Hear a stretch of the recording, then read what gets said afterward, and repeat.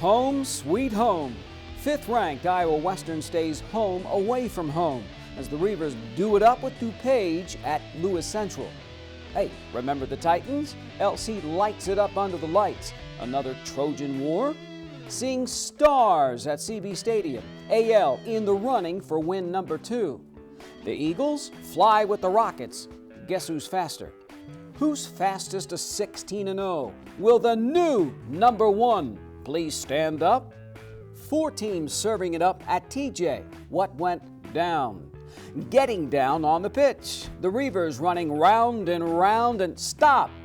The Bluffs Sports Zone starts right now.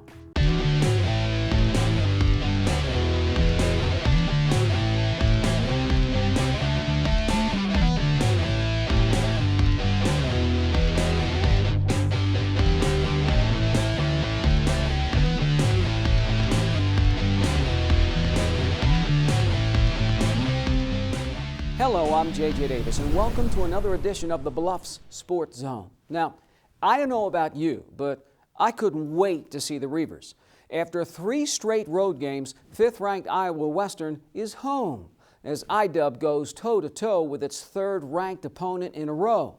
So, the Reivers roasting chaparrals on September 15th? Let's find out. The Reivers come running out on their brand new field. Just under 6 minutes to go first quarter. Travis Green blocks the punt out of the end zone, and the home team's rolling up 2-0. Just over 2 minutes later, Jake Waters on a rope to Martise Barr. Forget it, 32 yards, 9-0 IDUB. Travis Green at the dark side shutting down the Chaparral offense. Number 22 tied for a team-high 9 tackles.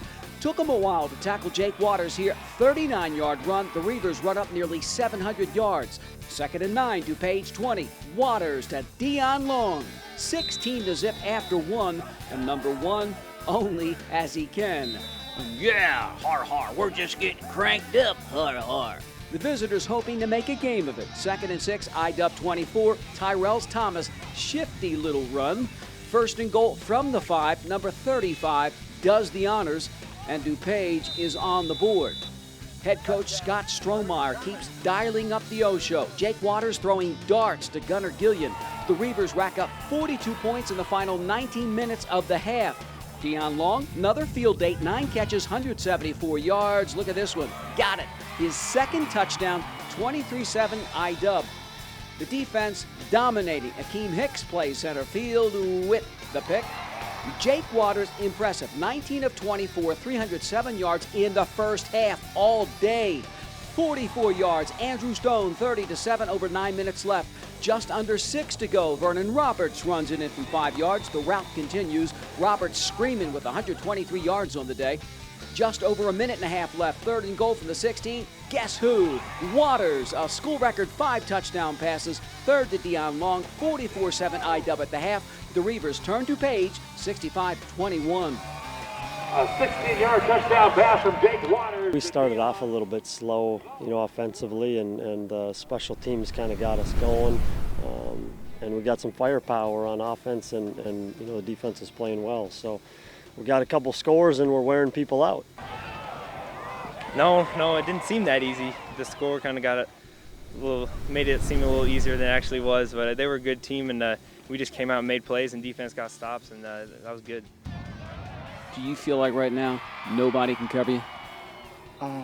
That's how I always feel. I always feel like that. When I step into that line, I got a plan, and I'm going to execute my plan. That's how I feel. Defense win ball games, and, as you see, we try to keep them out the end zone, and offense stayed in the end zone, so it was just a big win. Hey, good luck the rest of the way. How do you rate this win with the other 2 top 20 wins? They're all nice, and I'll take every one of them. In the game of football, any win you can get's always good. But they're all important because it's one more step to the goal. I know what's going on. And the goal?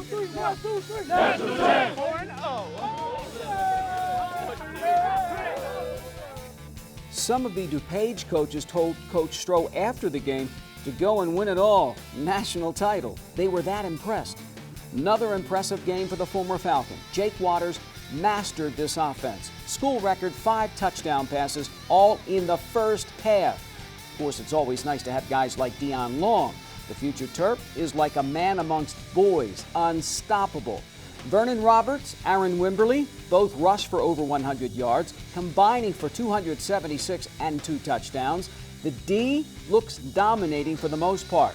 And you know, you really get the feeling that something special is taking place, and we're just lucky to be a part of it. I get that same kind of feeling with the Titans. Unbeaten Lewis Central runs with the Trojans. Hey, where's Alex? When we come back. No team covers Southwest Iowa sports like the team at Jenny Edmondson Sports Medicine. For nearly 25 years, Jenny Ed Sports Med certified athletic trainers have cared for thousands of area athletes and their schools. And our partnering physicians at Nebraska Orthopedics help ensure you're taken care of from diagnosis through rehab. If you need to be seen now, come by our Saturday morning walk-in clinic. It's open all fall from 8 to 9:30 a.m. Jenny Edmondson Sports Medicine. Lewis Central is enjoying a season so far like no other. But during the course of the year, things happen. Now, good teams respond, and so do the players. The Titans tackle tough Atlantic under the Friday night lights, and LC tackles some adversity as well. His face says it all, and so does the sling. Alex Reed done for the night with an apparent broken right collarbone. His Titans leading Atlantic 21-14 at the half. So another senior, Alex Martin, takes over. Number 22 takes the pitch. Late in the third quarter, Lewis Central, a 17-play drive, the only pass, Austin Simmons to Mark Savage. He had 4 catches. End of the quarter, the playmaker, Simmons, keeps it. First down at the Trojan 45. And all hands on deck. Who will own the fourth quarter? Alex Martin, one of his 14 carries in the second half, keeping the drive alive. LC first and 10 for the Trojan 23. Number 22 cuts it back. Martin finishes with 70 yards on the night. The drive ends. Caleb Shudak, a 23-yard field goal, 24-14 Lewis Central, under 6 minutes to go, and Jim Duggan's intense. Atlantic not going quietly into the night. Harrison Ho to Dalton Franken, first down. Number 9 throws for 332 yards. Sam Markham catches 9 of them for 173. 57 of those yards right here in stride, and number 5 just short of the goal line. The quarterback then slides in for the 1. Trojans cut it 24-20 with just over 3.5 to go. But the beat goes on for the Titans. Austin Simmons on the keeper, up and to the outside. Number 14, 7 carries, 73 yards. Second and 10 from the Atlantic 25. Great blocking. Austin Simmons with the backbreaker. 31-20 LC, a minute 23 to go. And that's what you call picture-perfect execution. Mark Savage catches 2 touchdowns. The senior here, his second pick to seal the deal as the Titans outgut the Trojans 38-20. Another big win for LC. Oh, absolutely. You know, we were kids rallied around each other after Alex went down, and you know, we just talked about it at halftime. Our offensive line, Coach Swenson, and you know, he got those kids fired up, and we were able to run the football in the second half. What was everybody thinking when number 10 went down? I think everyone was a little worried. Everyone held their breath for a second, but everyone knew that they had a battle to win the game, and they came out there and did that.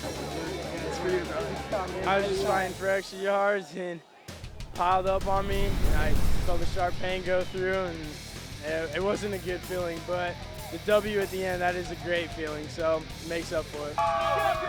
During the course of a season, teams face adversity. This is the first bump in the road for LC.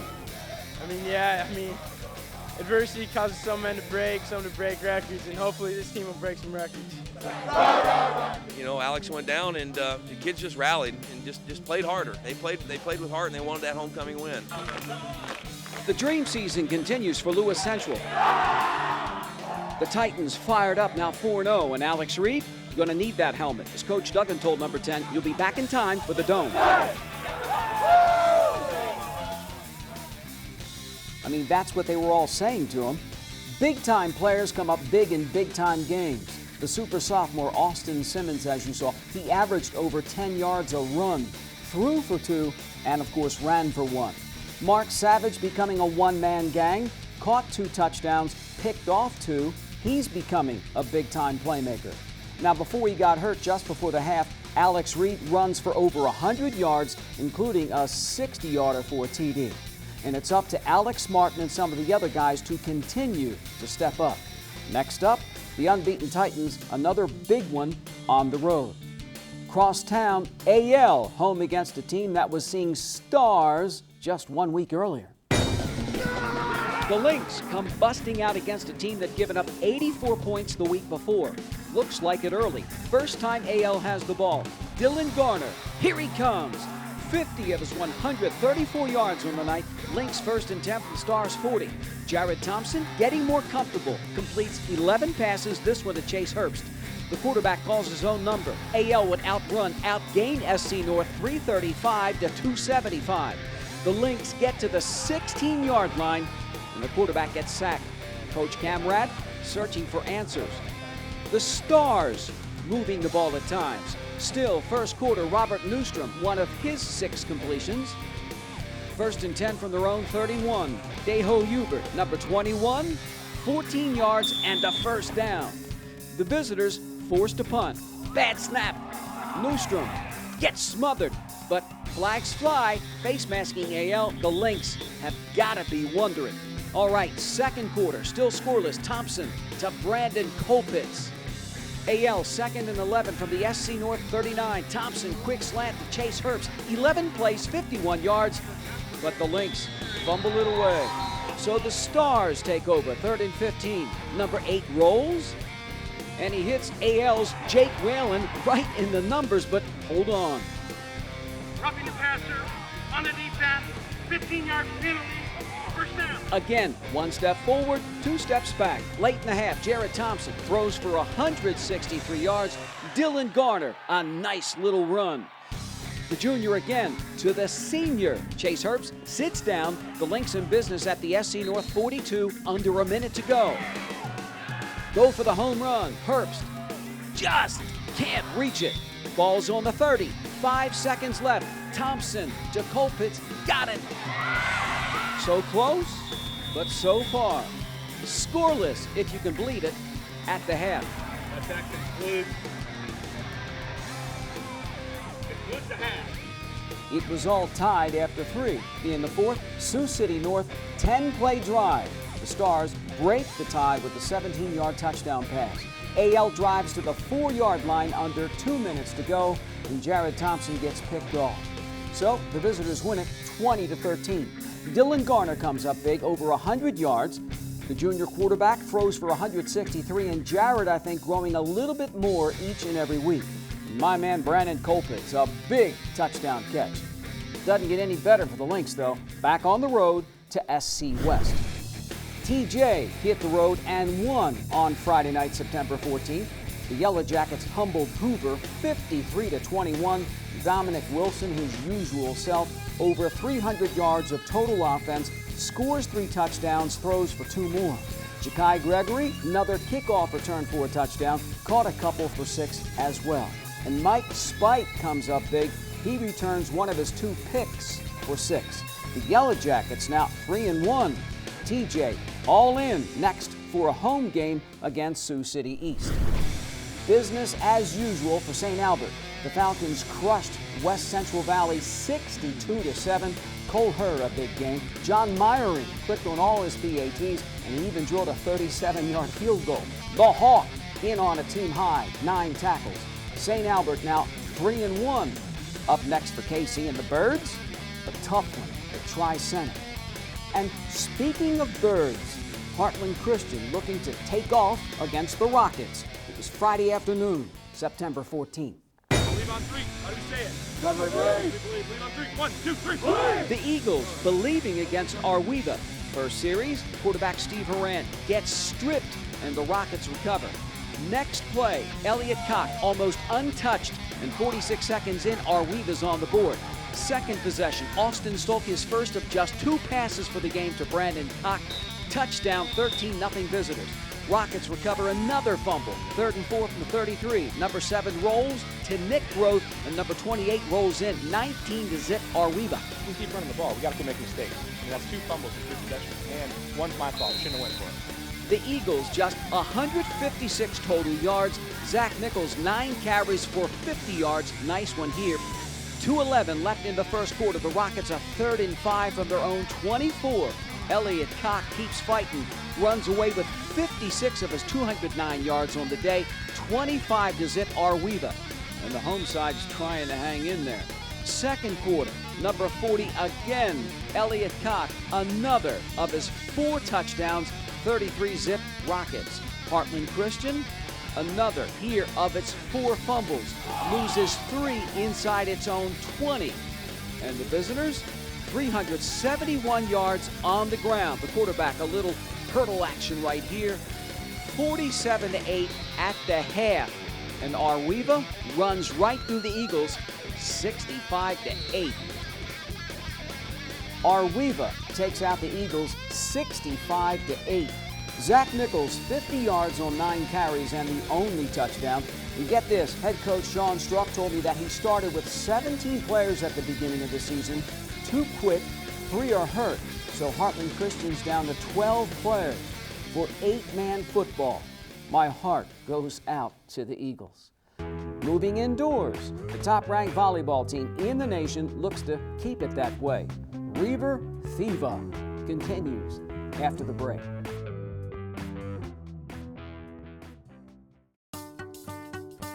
What does the world need?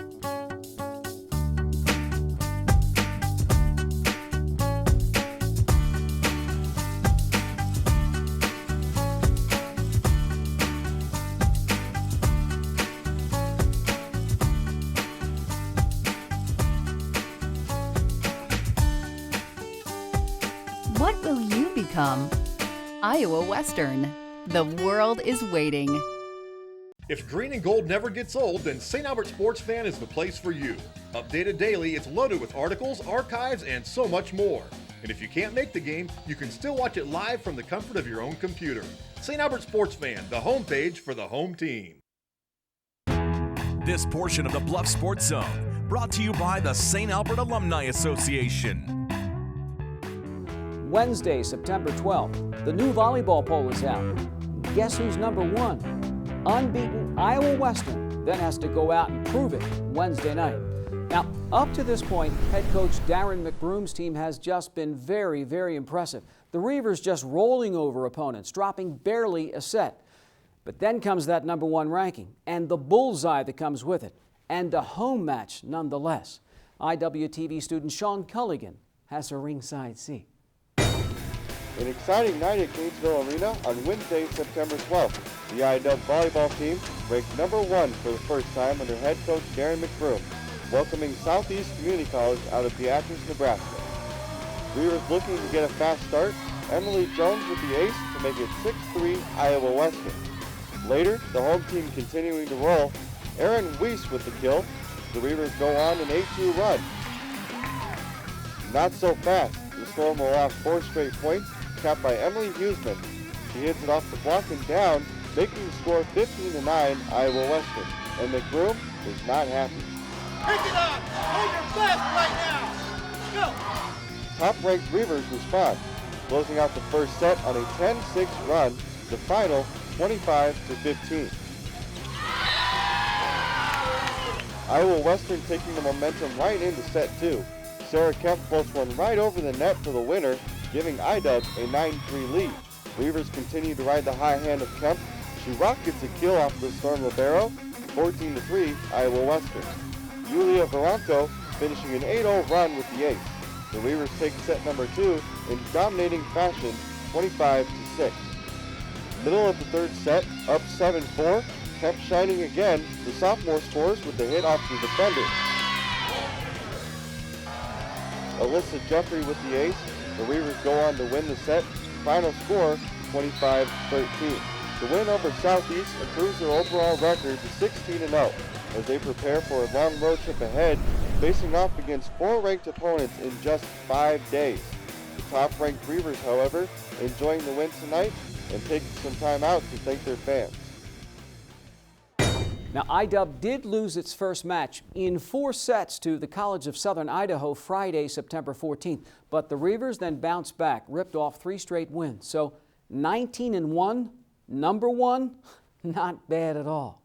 How about some more volleyball? A big quad at TJ, and IDUP TV student Jem Brinklow nets some highlights. The Yellow Jackets started all up against number 1 Heelan, and the Crusaders show why they're the ones on top. Already up 5-1, Megan McCarthy serves a bullet down the middle, now 6-1. Moments later, Heelan extends that lead 11-2, showing off their dominance in set 1. TJ struggling to get any offense going against the Crusaders. The Jackets lose the first set 25-9 and go on to get swept by Heelan in game 1. I thought we did all right. We had a goal to defensively get a lot better, and I thought that I saw that improvement out of my team tonight. On the other side of the gym, Abe Lincoln in set 2 against East High, and the Black Raiders down 17-2, and they rally 4 points, cutting the deficit to 11, 17-6. AL with no sign of slowing down. It's Meeker again, this one for her 16th kill against East, keep momentum in her team's favor. And that doesn't seem to be a problem, because the Black Raiders, well, they keep shooting themselves in the foot. Their mistake gives AL the 20-7 lead. Abraham Lincoln ends the 15-1 rally with yet another East mistake. This time, the ball stays in bounds, and the Black Raiders' Lauren Tidwell touches the net. AL wins over East 25-9 and take all 3 sets to advance and play Heelan. I think we were a little slow getting started. I think the energy was a little lacking. We finally found the energy in that last game. We started to communicate, and when we start to communicate, we play better. Back to TJ, who's still looking for some type of offense, and it's looking good so far against East High. The home team ties it up a 2 apiece early in the match. Then they get their first lead of the day. Jennifer Meadle sets up teammate Catherine O'Hara with a 3-2 lead. It's not much, but you know what? It's a start. TJ loses the lead, now down by 1, 5-6, then barely keep the ball in bounds to tie it back up at 6. Later tied at 11, both teams fighting for their first win in the quad, but one team has to have more fight than the other. And it looks like that's East High School. The away team starts to separate themselves from TJ, taking a 15-11 lead. The Black Raiders go on a 14-2 run to finish set 1 and never look back, beating Thomas Jefferson 3-0, take 3rd place with TJ in 4th. We're taking steps forward. We're really growing as a team and learning each game. We're making ourselves better every single time we go out on the court, and that's what we're intending to do. Now to 2 in the finals. The Lynx in trouble against Heelan, losing 2 sets to none, and trailing in set 3, 4-6. The Crusaders' Bridget Blair serves the ball right on the line, extending their lead to 3. But AL says, we can keep up with the number 1 team. Reiver Leisingers powers the ball over the net. The Lynx rally continues. Check out Samantha Bonnet fakes the set, instead dumps the ball over the net. AL sophomore Chriselle Brown serving perfect on the day, 14-14. This one for the 7-7 tie, and the home team not holding back the excitement. And then the Crusaders rain on their parade. They answer the Lynx 3-point run with one of their own. Heelan back on top 10-7. Crusaders now on a 6-1 run, and the Lynx never make it close again. 25-18, leaving the quad as runner-ups. We started off pretty good with Heelan, and we stuck with them more than I think we thought. But I think at times we just needed to rally more. Thanks, Jim. Now let's get back outdoors. The 5th-ranked soccer team in the nation rocks. I'll see you on the other side. Lynx fans can now log on to alsportsfan.com for archived and live broadcasts, team info, pictures, and more. alsportsfan.com, part of the cbsportsfan.com family. At Council Bluffs Savings Bank, our goal is to help you, your families, and your businesses grow and prosper for generations. We take pride in our community, whether it's volunteering our time or helping individuals, families, and businesses succeed. We provide you with the personal service and attention you deserve. With over 220 years of banking experience, decisions are made locally. We are Council Bluffs people operating at Council Bluffs Bank to help Council Bluffs be a better place to work and live. Council Bluffs Savings Bank, hometown banking, the way it used to be. Member FDIC. This portion of the Bluff Sports Zone brought to you by Cutler O'Neill Meyer Woodring family-owned funeral home, serving Council Bluffs in southwest Iowa for over 100 years. Now, is it me, or are all the Reivers teams kicking some you-know-what? And the men's soccer team is no exception. Head coach Jordan Carver's club takes its number 5 ranking against Marshalltown. Home match, Tuesday, September 12th. Thanks, JJ. 5th-ranked Iowa Western men's soccer team trying to keep their undefeated streak alive as they host Marshalltown Community College on September 11th. Pick up action in the first half, 0-0. Reivers showing off some nifty passing. Great job of that all game. Renato Dos Anjos is looking for his 2nd goal of the season. Just flies over the crossbar. Good look there for IDUP. Marshalltown smelling upset now on the attack off the free kick. Header is there, but goalie Humberto Estrada says no soup for you. And we go to halftime, not enough at 0-0. Everyone is having a happy time. Second half, home team up 1-0 and looking to add to the cushion. Freshman Marcelo Norton takes the pass from sophomore Alan Rivera. He finds the back of the net to extend the Reiver lead to 2-0. Marshalltown, though, refusing to give in. Phil Illam centers to Marcus Bowler, who goes airborne. Kind of a half bicycle kick, but Estrada, who remains perfect on the day, denies him, keeping the IDUP lead at 2-0. Iowa Western not done yet. Nifty move by freshman Patrick Price. He gets into the box and finds freshman Romero Munoz for the header and his first goal of the season, putting the Reivers up 3-0.